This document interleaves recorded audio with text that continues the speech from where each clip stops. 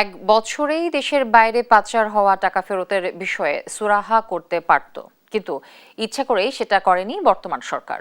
গণ অভ্যুত্থান সুরক্ষা মঞ্চ আয়োজিত দেশব্যাপী গ্যাস, বিদ্যুৎ ও বিশুদ্ধ পানির সংকট নিয়ে নাগরিক সমাজের করণীয় শীর্ষক আলোচনা সভায় প্রধান অতিথির বক্তব্যে এসব কথা বলেন কবি ও ভাবুক ফরহাদ মজহার।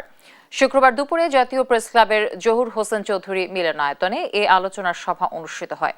এ সময় বর্তমান সরকারকে উদ্দেশ্য করে ফরহাদ মজহার বলেন, লুটপাট তন্ত্র বন্ধ করে নির্বাচন দিলে সেটি হবে যথাযথ।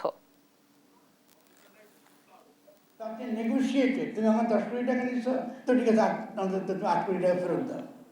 এই যে সেটেলমেন্ট, এক বছরে কিন্তু এই সেটেলমেন্ট করা যেত। আপনি হাসিনা ব্যবস্থা টিকে রাখলেন, তো সভাপতি হাসিনারি আদালত, হাসিনারি আইন, এটার দ্বারা আপনি কি করে দুর্নীতি বন্ধ